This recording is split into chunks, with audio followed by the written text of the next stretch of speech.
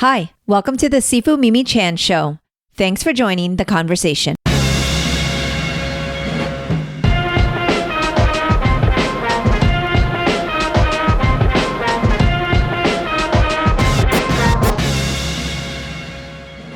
It's another MiOsc episode, and today we talk about martial arts and fitness progression. The truth of any discipline is that progress is not a straight line. We discuss the importance of understanding your why, which is the core motivation that fuels your training. The conversation also explores the idea of falling in love with the basics, finding value and joy in foundational movements versus just the flashy stuff. I always enjoy my conversations with Oscar, and I hope you do too. If you have, please rate my podcast on your platform of choice and share it with others. If you would like to support with a donation to help keep this podcast going and support the work I do, you can become a patron of the show by visiting my website or patreon.com/SifuMimiChan. I share lots of fun extras and bi-weekly blog posts. For comments or suggestions, reach out on social media at SifuMimiChan. Now, on with the show. Hello, Osk.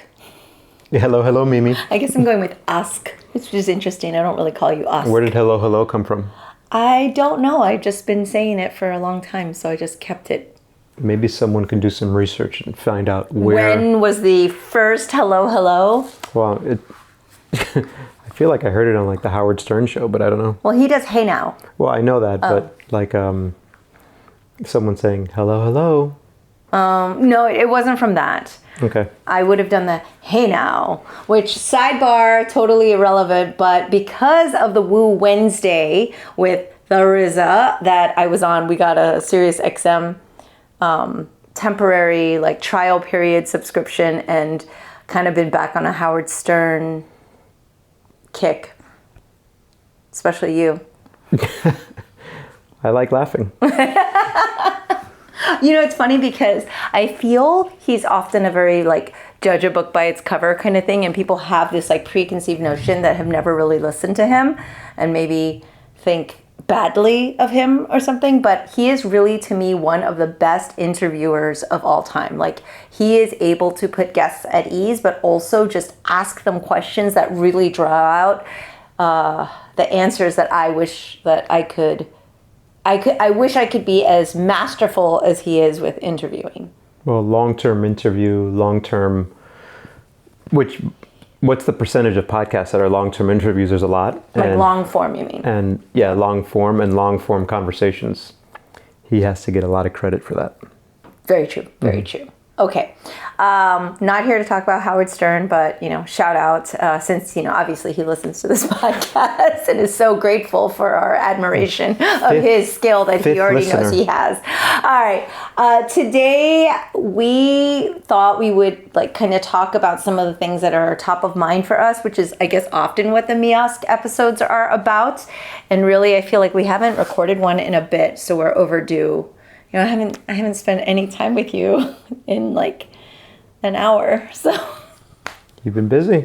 In any case, you have been writing some blog posts. I also write special blog posts, but only for my patrons. So FYI, those of you who want to support me on Patreon, would love that. You can also get one-off posts where I, just say, hey, donate this, and you get to read the post. A lot of times it's basically just videos of my dad because I've been able to spend so much time with him, and just videos of him doing the things that Grandmaster Chen does, which does tie into some of the conversation that we're having today. Yeah, I don't have any Patreons, but we share them. Sure, yeah, of course. Definitely. That's a sarcastic tone. No, I enjoy sometimes writing blog posts on things that I think about. I have no presumptions that anyone's reading them or listening to them. If they do, great. If they don't, also great. All right, so give me the first one. Something that, I also read different newsletters, and one of the newsletters I read was this movement specialist named John Yuan, who was talking about, hey, how do I make progress? And I took a lot of those concepts and made it into here's some ideas I have for the Kung Fu and Tai Chi thing. And so thinking about how do you make progress, it's a personally, I look back and I sometimes count, man, it's been this many years that I've been doing this thing, or some things this many decades. And if you don't spend time thinking about it, if it just comes up randomly, you could be down on yourself. Like, man, I've been doing this for so long. Where's my progress? But it led me to this thought of like, okay, well, how do you make real progress? And one of the first things is figuring out, well, what is it that makes you tick? What makes you excited to put in the work day after day, month after month, year after year? Because that's kind of the secret, is you have to consistently do it. So then what makes you want to do it? And this kind of brings us to that Simon Sinek's Start With Why, which we learned about from, I think, at Mike Boyle's a million years ago, was one of the intern reads, and we got a chance to kind of have an exposure. And ever since then, I think it was just a really great jumping off point as a personal, like from a personal standpoint, as a student, as a fitness professional, as a teacher, as a coach, but also just like on a personal level of like, I need to figure out what I want to do. And so what is my why for the different facets of life that I have. So I really, really love that. And I think by now, so many people have actually read that book and have had some exposure to it. It's nothing new, but I feel like it is still a question that we don't always revisit, because your why can also change. Your why can change, yes, absolutely. And Simon Sinek has put out multiple different books on this theme. He's a pretty good, not pretty good, he's a very good thinker on concepts that make sense when you hear them. And he's able to kind of take these things that we know to be true, but then distill it in a way that makes it understandable. So yeah, Start With Why, that's a great segue into that. When I think about what makes me tick personally, for physical pursuits, right, is the Kung Fu, Tai Chi, strength training, is really, I just love it. Like the love of it as being a student and a practitioner of it. And then the second level of it is the role that I have as a teacher or instructor or coach, is keeping a certain standard to then be allowed the privilege of teaching. Yeah, I feel like for me, my why's never really changed. Caveat. However, I do feel with every decade, there's like the, what do you call it? The semicolon afterwards, that part of the why. Because for me, I feel just being born into this life, if we're talking about martial arts in general, right? Like my why as well, it's part of my family. It's who I am. It's actually just my identity. But then the second part of that is, well, why do I continue to do it? Or why do I keep going? Or what makes me get up and go, this is what I want to continue doing as a practitioner first, always a student first, and then as a teacher second. So it's like, who am I in this asking myself these questions? I think that has definitely changed with each decade, but then it's also like kind of come full circle. Like in a nutshell, on one hand, when I was younger, it was like, oh, I just like to be able to do these cool things, and it's part of who I am. I've just always done them. I liked being physical and being able to have this level of fitness and kind of this expertise. Swords are cool, basically, is why. But then as I got older, that kind of changed. But then now in my, closer to 50 fit foo than 40 fit foo, I feel like it's back to that again. Like, oh, I just actually want to be able to do these things. I want to continue to be able to do the martial arts and the Kung Fu, hopefully at the level that, not that's expected of me, but that I expect of myself. Right. So yeah, it starts off with that why, of like, hey, why am I doing it? Then you kind of set a goal that could be short-term, long-term, or whatever. I feel that I've done a pretty good job with journaling my strength training workout. So it's weird. I don't have a very good memory of workout to workout. I know generally like this is exactly what I'm going to do, but sometimes I forget like, wait, how many sets did I say I was going to do this time? So it's been very helpful to look. My typical, today we're recording this on a Thursday, so my typical Thursday strength training workout, I know exactly what it is, but I still have to look and go, wait, what's the exact load that I'm going to use? What's the weight? How many reps am I going to do? And that's kind of beneficial because if you look back far enough, you see the incremental changes and kind of going in a positive term. And it's never linear. It's always kind of, up and down. But I don't do that with the martial arts training. And so I've been thinking about, well, how can I do that? And I think I just have to start taking down notes. So whenever you learn some new material in martial arts, it could be a new form, it could be new different techniques. You kind of think about it, but I don't know if I jot down, hey, here is exactly what I learned, or here was how I felt with my intention of my movement, or I think I could have gone lower here, or I could have done this kick with more power. I'm not exactly sure how to do it, but I feel like I just need to start tracking that so that then I have something to refer back to. Do you think that in fitness, for example, people feel more of a tendency to journal because if not, you can kind of lose your place, like your bookmark on where you're at? Whereas in martial arts, a lot of martial arts systems have rankings. So you kind of have a natural progression of like, oh, I was a beginner and now I'm intermediate, or, in Wallem we have this like 10B to 9A or whatever, right? Like you have a rank or a color belt system. And so there's like this natural way that you kind of see if not that that's how we all judge progress, but do you think it's because of that? Like there's something in place that kind of gives you a bird's eye view or a larger overview of like, well, here's your progress. You were here and now you're here. I don't know if that's the reason why. I think strictly with strength training and traditional strength training models, you have, I'm going to do certain sets and reps, and you work your way kind of up. I'm going to do the way you increase the intensity of the workout is you change one of those variables. I'm going to increase the load, or I'm just going to increase the amount of work that I do, more sets, or I'm going to increase the amount of reps that I do. And so you can maneuver those things, and to keep track of it, you're keeping track of it yourself. If you're a student in a martial arts school, sometimes you don't take ownership of your own progress. You kind of just follow what the curriculum is. And so yes, you get progress that way, but I think there's something missing where you can take a little bit more ownership of tracking your own progress. Not of like, okay, I need to learn this new technique by this time, but more of like, here's how this training session went. Here are some factors that I think I did well. Here's some things I need to improve on.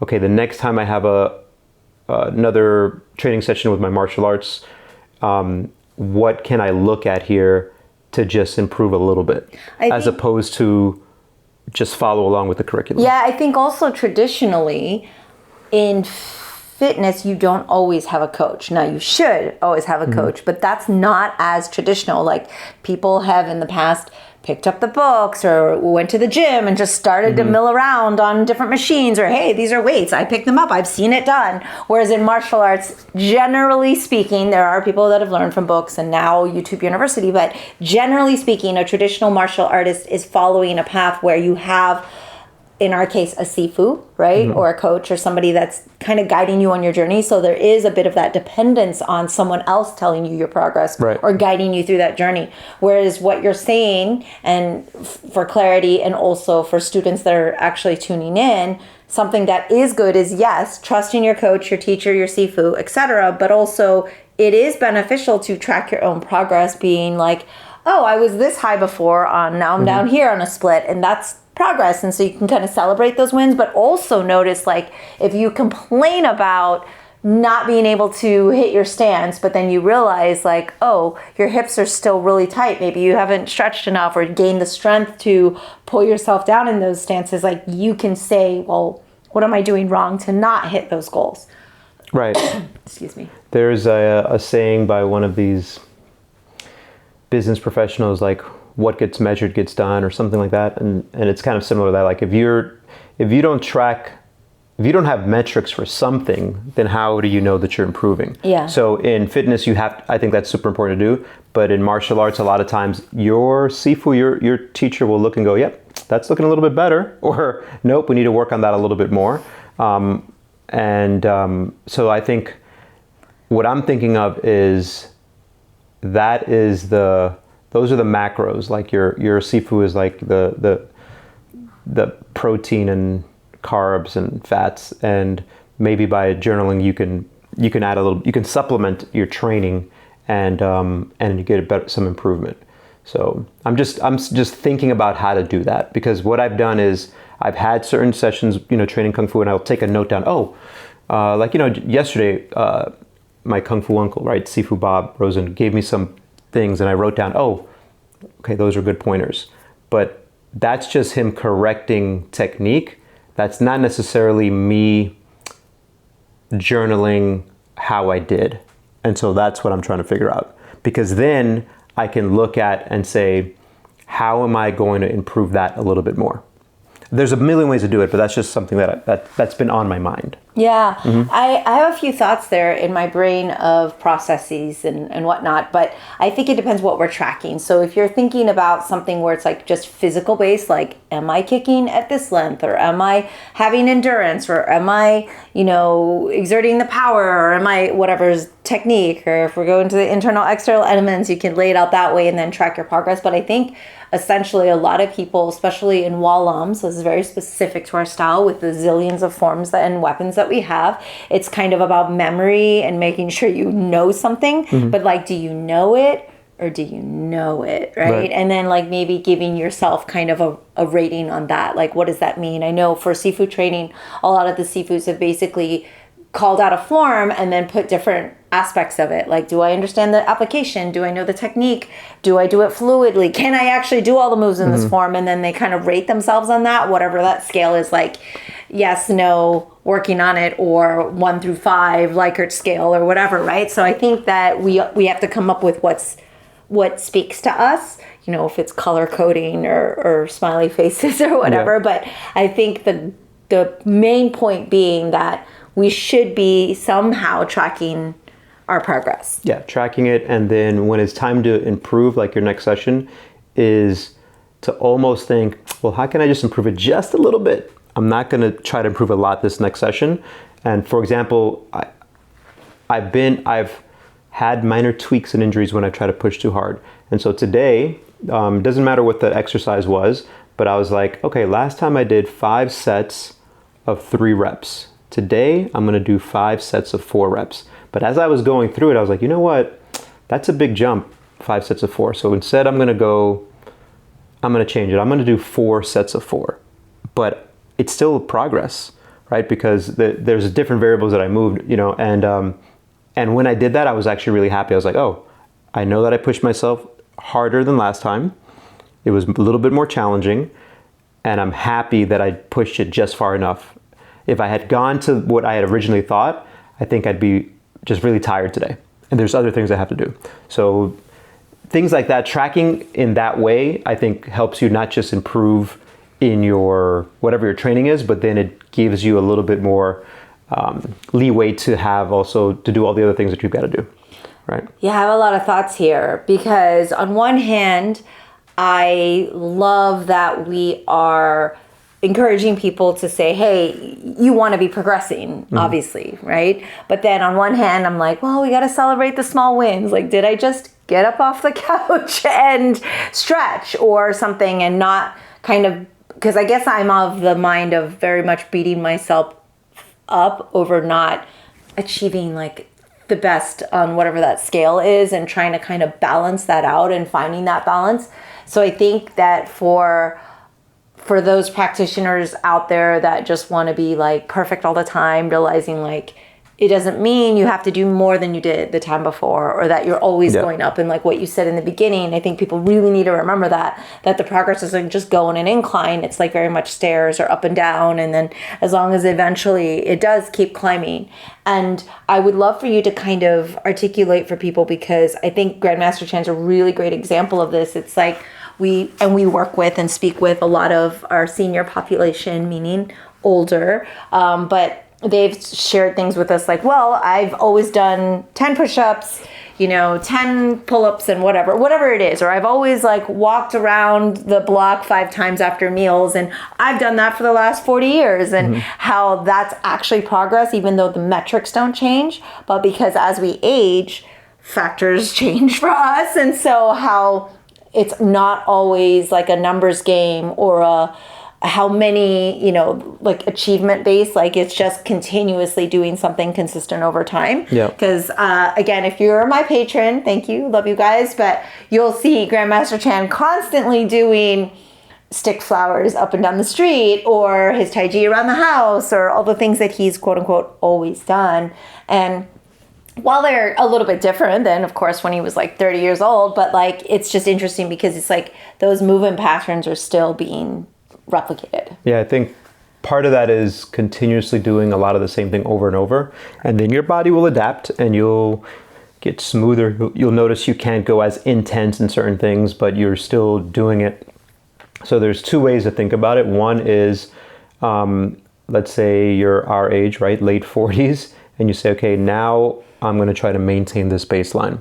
And you try to maintain it for as long as you can. Eventually it will diminish.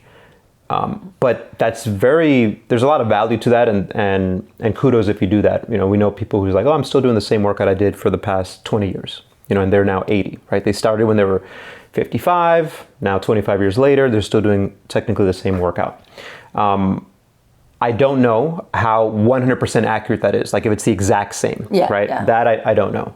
What I do know is that we're all just going to continuously go on a decline, because that's just the nature of life. So, I really like Peter Attia's thought on this, who's a podcaster and author, wrote Outlive, and it's thinking of your marginal decade, basically your last 10 years of life, right? Like for most Americans, it's going to be in their 80s, maybe late 70s, but saying, okay, what do I want to be able to do in these last few years? And then kind of backtracking. So if you want to be able to do, let's just say 5 push-ups at 85, well, when you're in your 40s, you should be able to do like 50, right? Mm-hmm. You can't say, I want to be able to do 5 push-ups at 85. I can only do 5 push-ups now. I'm just going to continue to do 5 push-ups, because you need to build a buffer, because you will go down. There's no way that you can go down, that you cannot go down, sorry. So there's that way to think about it. It's something that I think takes a little bit of thought, where you think, well, what is it that I want to do, be able to do at that time? And then there's like calculations that you have to take. We'll say, percentage-wise, we start losing power and strength, lung capacity, all of these things, the ability to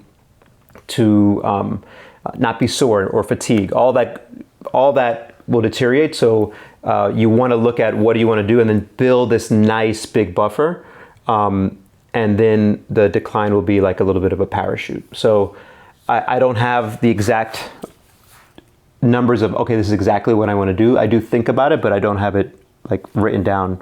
This is exactly what I want to do. Ooh, this could be an assignment. So it could be an assignment, but yeah, that's one way to think about it. The other thing with this theme of progress to think about is, well, what happens when inevitably your progress slows down? Like, what do you do? Because if you are, let's say you're my age, but you have no training experience, and you come and start training, you're going to make fast progress, right? Like if you could only do 1 push-up, I don't know, I'm using this as an example, and then you start training push-ups, you'll be surprised at how quickly the percentage of push-ups goes up. 2 push-ups is a 100% increase, right? So that'll keep going up pretty fast. But then what ends up happening is you're going to slow down eventually, because your body starts adapting.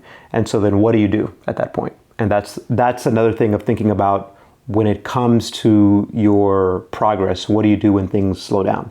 And I think one of the biggest things with strength training specifically is people just don't put enough intensity into their workout, which you have to be careful with. Someone like how you're explaining of like, well, I need to, go to 100%.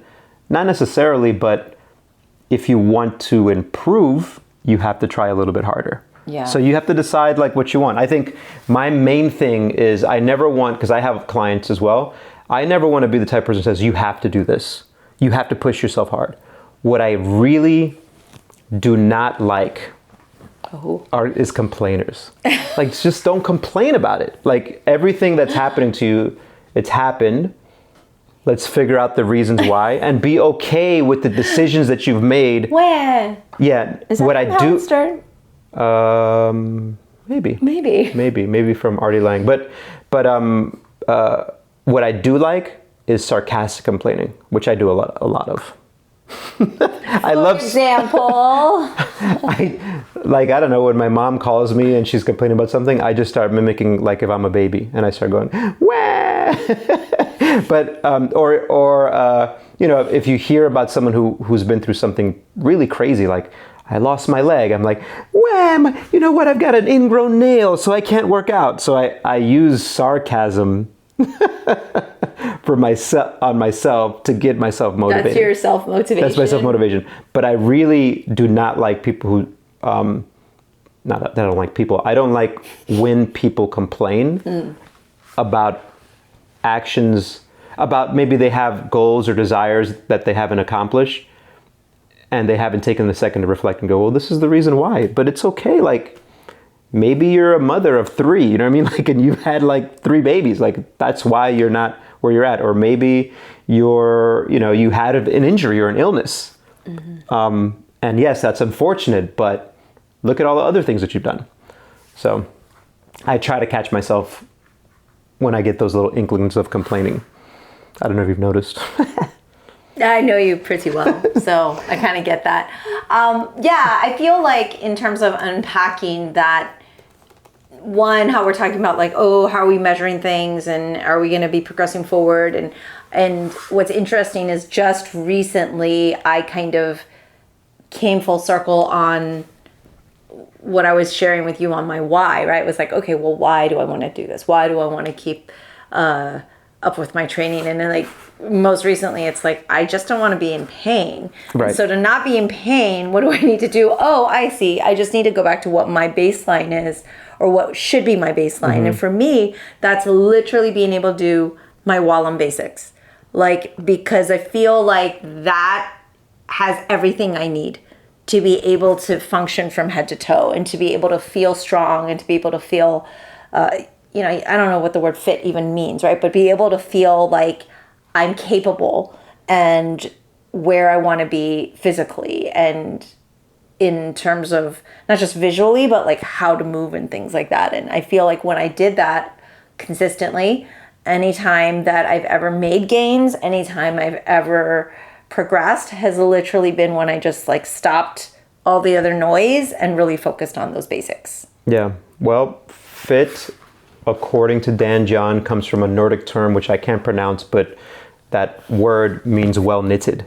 You're well knitted together, which means that you're able to do the things that you want to do, but also that like you have good relationships with your loved ones, right? Like you're a well knitted person. That's how I love his definition of fit. So, and I think he talked about that like 12 or 13 years ago, and I've always loved the etymology of that word. He's so fantastic with that. I just got to talk to Danny the other day, and we kind of went down this rabbit hole of experiential learning, because as many of our listeners know, I've been doing Sword and Stone study, but you're right. He really has a great way of just like giving you this terminology that allows you to see it in different planes and facets that really resonate and make sense.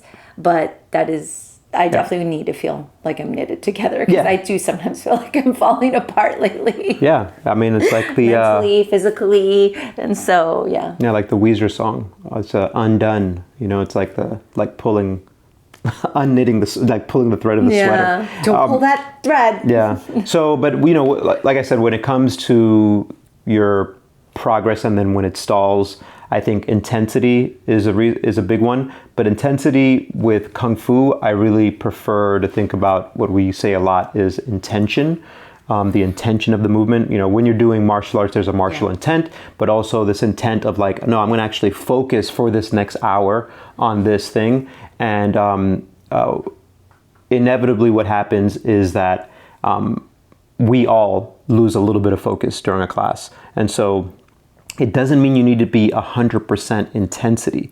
It just means that you have to have as close as you can to the right amount of intention in order to then be able to progress.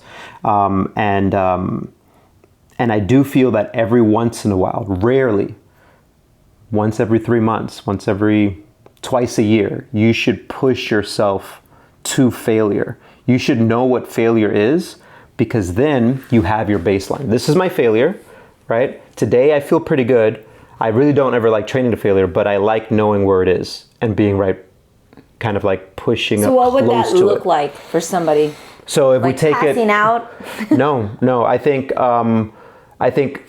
maybe the correct term instead of failure is technical failure. Okay. So let's say that is with kicks. You know, we have like straight leg kicks as part of a warm up for the wall and basics, and you can have really good technique for the first 10 kicks. Next 10 kicks, you still have good technique. Then it starts dwindling, but they're still good. But maybe when you're trying to push to get 50 kicks, they start looking really sloppy. So before they start looking sloppy, you know, okay, you know what, 50, after like 50 kicks, I started falling apart, but I still try to push past that. Okay, what I'm going to do is work in the 40, 45 range today because I feel really good. Or, man, I'm really not feeling good. I'm going to do a 25% decrease or a 50%. I'm going to do 25 kicks today because that's how I feel. But whatever that number is. But I think you need to know what your technical failure is. And the same is true for, you can rank any of the movements that way. But I think you should kind of know what that is for you, so that then you can be like, let me lean close to that, not passing out. Yeah, I love technical failure. That's a lot clearer, because failure makes it sound like we're pushing people to like literally like throw up on the sidelines and die. No, I think that's and be incapacitated. I think it sounds like I'm speaking poorly of people, but I think the most ignorant coach can make someone go to failure. Whatever you're doing, just keep going. Nope, keep going.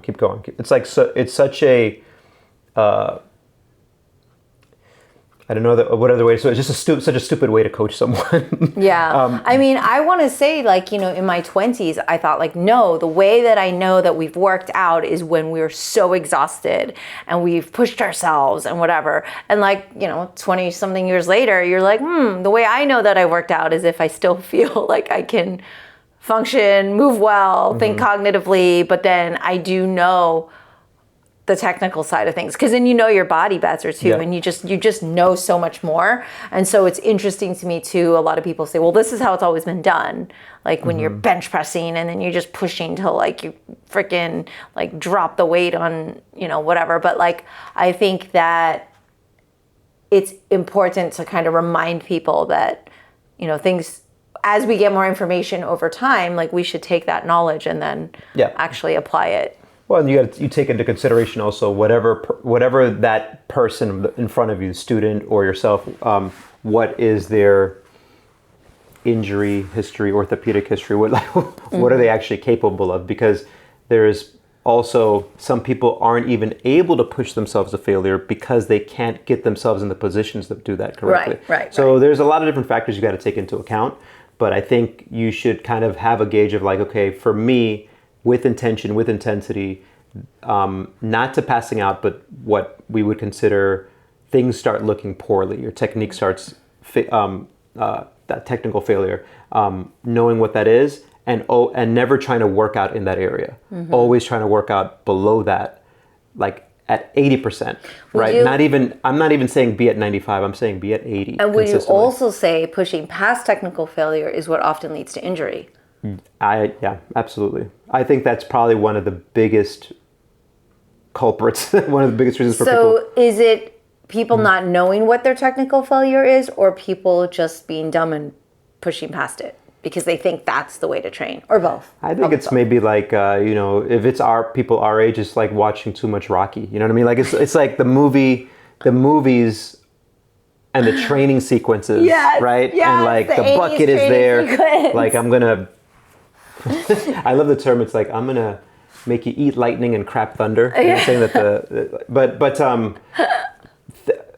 thinking that that's what it is. But I think professionals know that they need to show up for the next training session. Yes. And so if you're pushing yourself to failure, your body's just going to break down. There's a reason like the Navy SEALs have a hell week, because they know that it's just those 7 days that can push these people to that part. And even in those 7 days, people break, like physically break, right? Mentally, of course, and physically. But you can only push someone for... no, that's the Marines. Yeah. I think that's the SEALs, yeah. So I think you can only push really hard for a certain amount of time. But if you are a professional and you're like, no, I need to be able to show up and be consistent, then you're at 80% or less. But you can still have intention and intensity there, right? And I think that comes back to what we were talking about earlier is are you measuring? Are you tracking it? Is your instructor, is your Sifu giving you good feedback? Sometimes though, there's a mental part where mentally people don't think that they're pushing themselves hard, and they can. So everything that I said earlier can also be this pass to then not try hard, right? And that's also okay, right? Just know you're not going to progress. Just know that you're not going to progress because you haven't put more reps in or enough time into the program. And then just don't complain. I guess is the main thing. Correct. But it's a skill. At the end of the day, don't complain, especially to Oscar. He doesn't care. I really, man, I really don't. I know. I wish that I cared more. We don't have to get into that now. Yeah, so what I find really fascinating is to kind of tie this into Walam, specifically in Grandmaster Chan, who's my teacher, also your teacher, one of your teachers. One of my many. One of your many. Man, I just love where you explain things. I know I call it exercise science. I know I call it like modern science, fitness, whatever. Like just information that we didn't have in 1980, let's just say, right? Because you're like looking at Kung Fu Magazine or you're getting this. We don't have the internet. We don't have the same exposure to the resources that you have taken so seriously and like gone down different avenues to learn and help us with recovery and prehab and prevention and things like that. But like, I love how intuitive though Kung Fu can be if done right, and how Grandmaster Chan is. Because for example, like people would always criticize Walam practitioners for like not being crazy fighters. Like we wouldn't go full contact all the time and all this stuff. And my dad's philosophy always was like, well, you should condition and you should do the drills like what you kind of do now, which is a lot of striking drills and doing, technical sparring and things like that. But he goes, why do I want students to fight so hard where they break their ankle or hurt their leg and then they can't come back to class? And he's like, if they can't come back to class and be a student the next day, then they're useless to me. He's like, then they can't even be a student. Like he always had this mentality of like, yeah, we train hard. I mean, you see all the crazy Walam stuff that we do is not easy and it is intense, but like he really always had it in his head where it was like, no, but we don't go to the point where students can't show up the next day to train. Yep. Yeah, that's a very good point. I think if your profession is to be a fighter, then you've got to, train a certain way. Train a certain way. But even now, you hear of a lot of professional fighters, and they don't do hard sparring continuously. They're doing basically technical sparring for skills. Then they push hard every once in a while, and then they train hard in different ways. And realizing that it's this mental thing, but not this that you have to just. Everyone has a limit, right? And you can't break your body down and then expect to be able to show up and perform and then improve, right? Yeah. So and everyone's different. Some people are actually just built differently. Like I always look at myself and I always say, yeah, you know what? Look at me. I got smaller wrists, smaller ankles. I'm not really meant for like making impact. There's people who are my same height and build, and I can stand next to them, and I'm like, man. I was like, our nine-year-old. You put my hand next to him, I was like, geez, I mean, look at the size of this kid's hand, and his wrist is like, his wrist bone is bigger than my wrist bone, and I'm 40 years, right? I'm like 40 years older than him, right? So you got to also take those things into account. But one of the things that we've been talking a lot about in the past few weeks is this idea that if you want to improve in almost anything, is this falling in love with the basics. If you're a beginner, is to realize like, wow, what a privilege. You're getting to learn all the basics now, and you get to like do it right now in 2024 where we're 2025. My goodness. We're doing it in 2025 where you can get a ton of different types of feedback. I wish it was last year too. Yeah, a ton of different feedback from different people and different ways to explain things, as opposed to 1980, which was nice. You had great instruction there as well, but you have this opportunity as a beginner, And then for the people who are advanced, it's like a marriage. You just got to look and be like, falling in love again with the same thing, with the basics over and over again.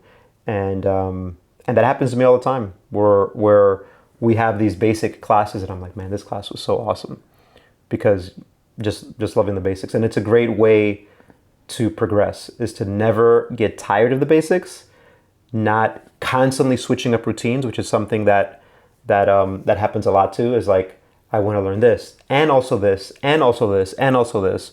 You have to sometimes realize that there's some things have to go on maintenance. All right, I have 8 million thoughts, but like I would love for you to address this whole like muscle confusion. Like there was this fitness trend about that, and like, no, you have to switch it up all the time.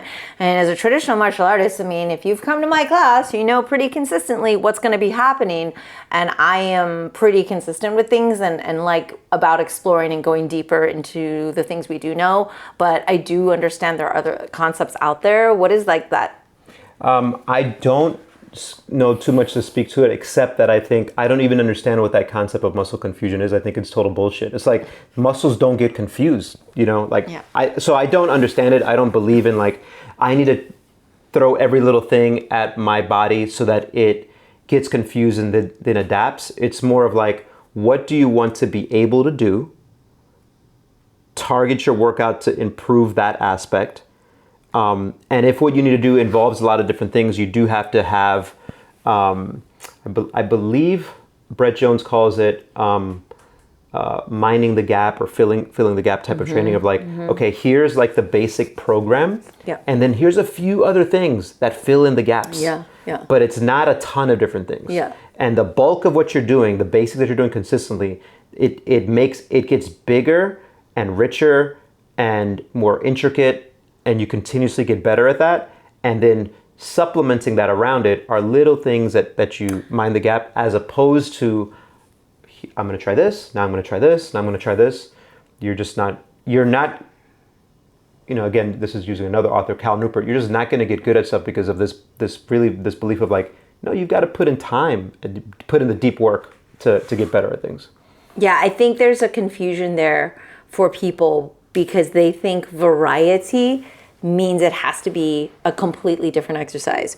Whereas variety can also mean how I look at the exercise I'm doing, the intent of it today. Like, am I focusing on my breathing? Am I focusing on my posture? Am I focusing on my stance work? Am I focusing on, there is so much that you can do with the same exercise, but have it be varietal. Right? Which is like, I'm going to do it for time, or I'm going to do it for intensity, or I'm going to do it for correctiveness or fluidity, especially if we're talking about martial arts in particular.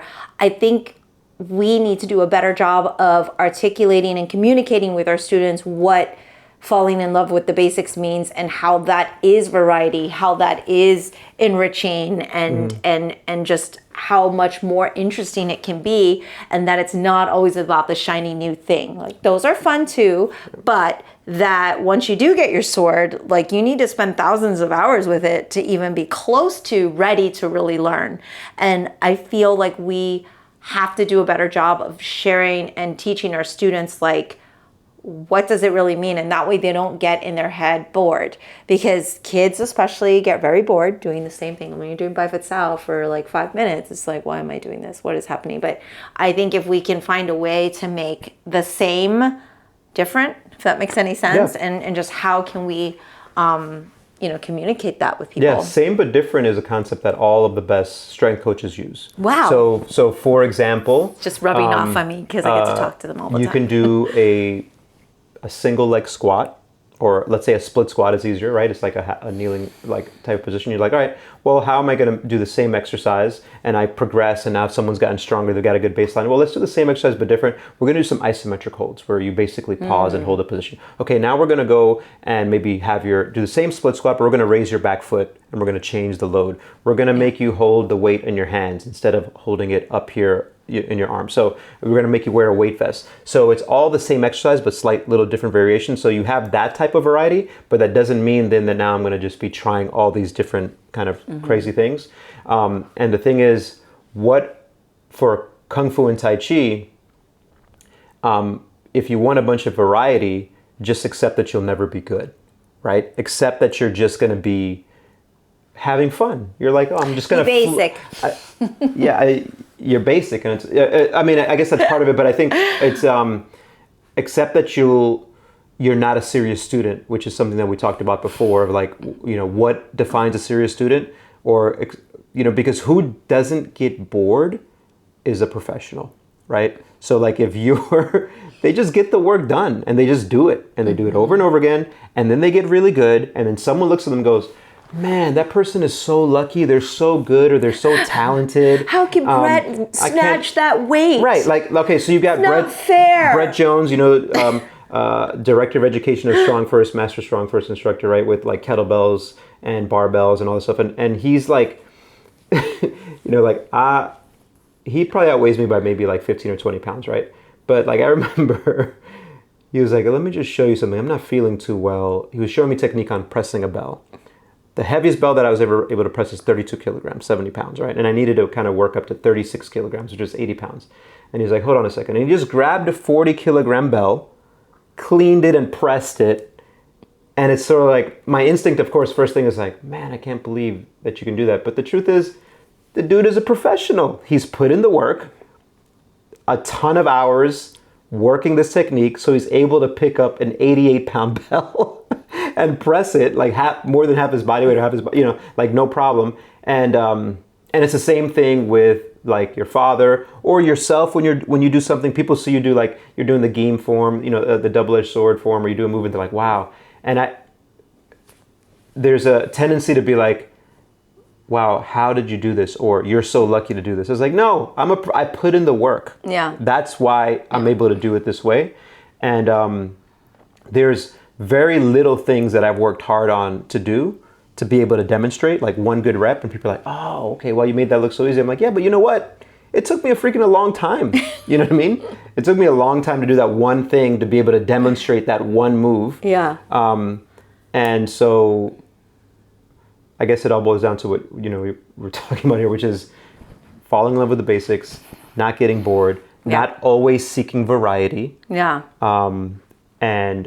But that's only if you want to get good at something, right? Only if you want to be good. Like if you want to be good at something, you have to put in the time, and you have to go to what we said at the beginning of this conversation of like, you found what makes you tick.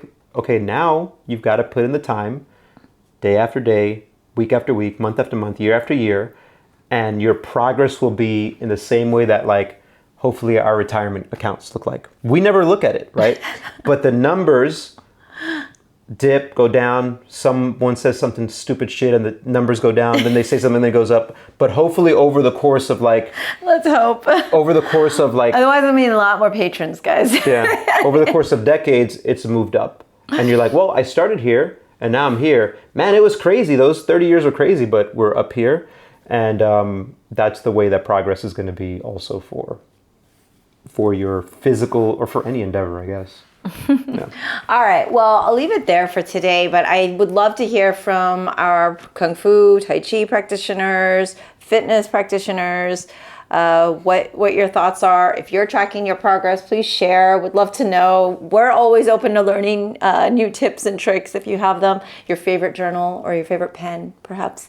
In any case, I think that for now, what I do know is just for a few weeks, I've been like, okay, let me solely focus on my Wallem basics again, fall in love with those again, but also just kind of like that grounding and connectivity. So if you're really, like you say, a professional, or this is part of your lifestyle, it's just part of who you are, then it isn't boring. It becomes where actually just like gives you new life, or it really just kind of redefines and grounds you to who you are. Like, I know it sounds kind of ethereal, but I really feel so much better after doing that and having kind of made that decision. But it is not easy, even for us. I just want to be really clear to everybody. Like, I talk to my bestie all the time, Dr. Mark Chang, and it's like, just because he can do all these things doesn't mean it's easy. Like, we have to like drag our asses out and go, no, we're going to do this thing today. And we're always like, but then, like you said, people just see the Instagram post and, he's in a split or whatever, or I'm doing this, or you're lifting weights or whatever. And people think it's so easy, or that because we have this lifestyle or a profession, it's also easy for us. And I'm like, Yeah. it is equally as difficult. We also wake up sometimes in pain, and just, that's our reminder, as Brett Jones says, that, that we're not dead. But like, it's just one of those things where I think we have to kind of remind ourselves we are all human. We all experience similar things. We all want similar things. And that if we kind of just go on this path, and, hopefully we'll end up at the right place. You can hope. You can hope, or, you can just put in the work. Yeah, or you can just put in the work and like enjoy the journey. And then if you've tracked your progress and you've been consistent, you can't help but see some improvement, and you can celebrate that. So that's always a positive. Oh, I love that you're being positive. Yeah, I'm a positive person. Okay. It's true. You really are. All right. Well, thanks so much. You guys, shout out. Let us know what's up. Till next time. Bye. That's all for today's episode. Thanks for listening to the Sifu Mimi Chan Show. Please subscribe and rate my podcast on your platform of choice and leave a review. You can become a patron of the show at patreon.com/SifuMimiChan to help keep this podcast going. Follow me and interact on social media at Sifu Mimi Chan on Instagram or Facebook.